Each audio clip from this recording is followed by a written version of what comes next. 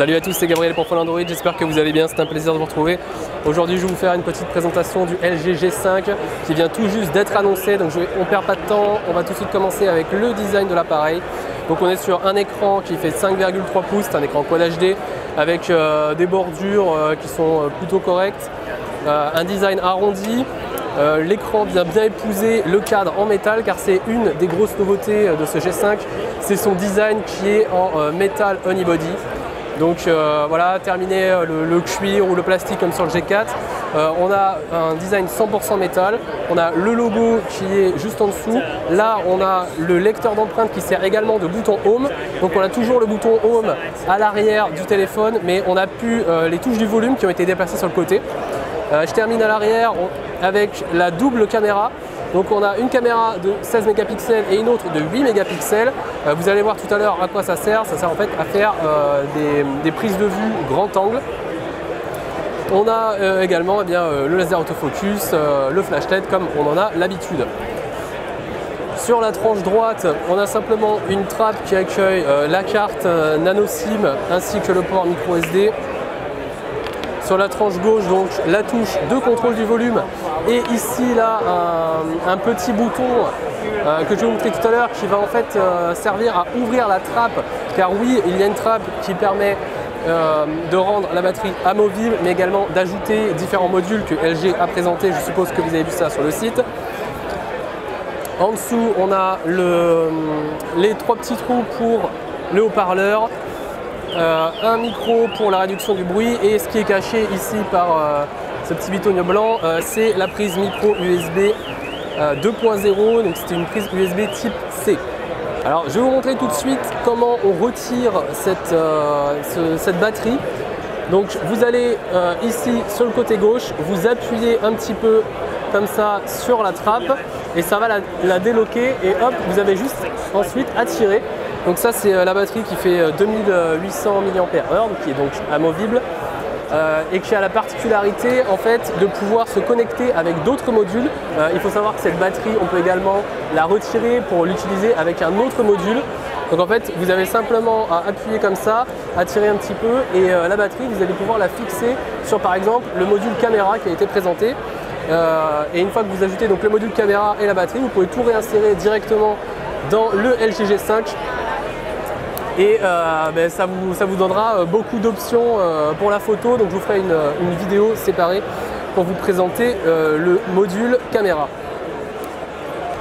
Pour ce qui est de l'interface, on a également quelques changements, on a même des changements importants, donc LG n'a pas énormément insisté dessus, mais en tout cas visuellement ça se voit pas mal. Donc on est sur des icônes qui sont un petit peu plus carrées que d'habitude. Le tiroir d'applications a disparu, c'est-à-dire que vous allez avoir toutes vos applications directement sur les bureaux. Donc ça, c'est également un changement. Un appui long sur le bureau vide vous permet toujours d'ajouter des widgets, donc de désinstaller des applications et d'avoir les options de l'écran d'accueil. La barre des raccourcis rapides, voilà, quelques petits changements esthétiques. On peut bien sûr toujours personnaliser ça à l'extrême, donc ça c'est bien. On a un accès pour le partage d'écran ou encore le partage de fichiers de manière rapide. Un bouton évidemment pour accéder aux paramètres. Donc la même chose, la présentation est assez léchée, c'est très minimaliste. On reste sur du blanc, du noir, du texte vraiment sur fond blanc avec un minimum de couleurs et un système d'onglets comme ça pour naviguer dans les paramètres. Donc là, l'accès réseau, le son et la notification, les réglages de l'écran. Je ne rentrerai pas dans les détails, dans tous les détails de l'interface. Ça, je pense que je vous referai une autre vidéo un petit peu plus tard. Donc je vais passer rapidement sur les différentes applications. Donc on a LG Friends Manager qui est censé centraliser si vous voulez toutes les fonctionnalités liées aux modules, aux différents modules et accessoires qu'a présenté LG. Donc on a la 360 cam, le casque de réalité virtuelle. Donc LG promet en fait qu'en utilisant cette application, en 3 clics, vous allez pouvoir faire fonctionner les différents accessoires, pas besoin de paramétrer. C'est censé être très simple d'utilisation. Les applications préinstallées sont peu nombreuses, hein. On a toujours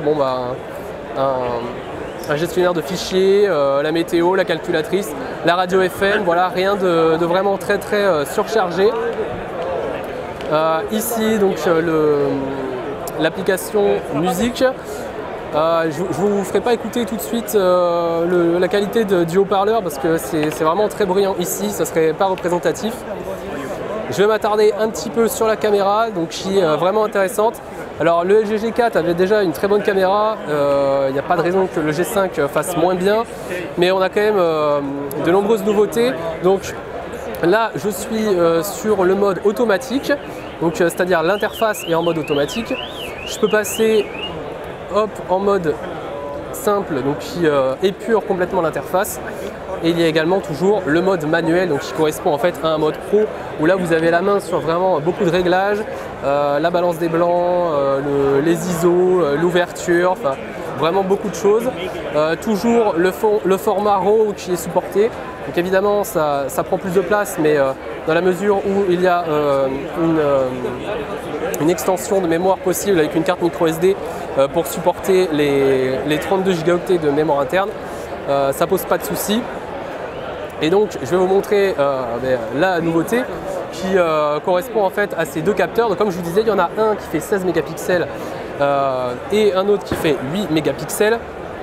Et ça vous permet simplement d'avoir un format grand angle. Donc lorsque vous utilisez celui-ci, c'est juste le capteur principal de 16 mégapixels qui est utilisé. Lorsque vous appuyez sur cette option, ce sont les deux capteurs qui sont utilisés afin d'offrir vraiment un grand angle. Là, vous voyez la différence. Hein, lorsque je suis sur ce mode simple, la vue est assez resserrée. En revanche, là, lorsque j'appuie, j'ai vraiment un angle qui est beaucoup plus important. La qualité des photos, bon, j'ai pas pu encore trop la tester. J'ai pris simplement voilà, une photo de mon réflexe. Écoutez, la qualité semble bonne, hein. Évidemment il faudra tester ça un petit peu plus en profondeur. La capture est également très rapide. Lorsque vous restez appuyé, ça fait le mode rafale. Donc encore beaucoup de promesses pour cet appareil photo qui a toutes les chances d'être excellent. Donc voilà pour ce qui était de la prise en main rapide de ce LG G5. Je vous ferai évidemment d'autres vidéos pour vous présenter plus en détail l'interface et également d'autres vidéos pour vous présenter l'autre module qui est donc le module caméra. Merci à tous d'avoir regardé et on se retrouve très vite sur Follandroid. N'hésitez pas à vous abonner. Salut à tous.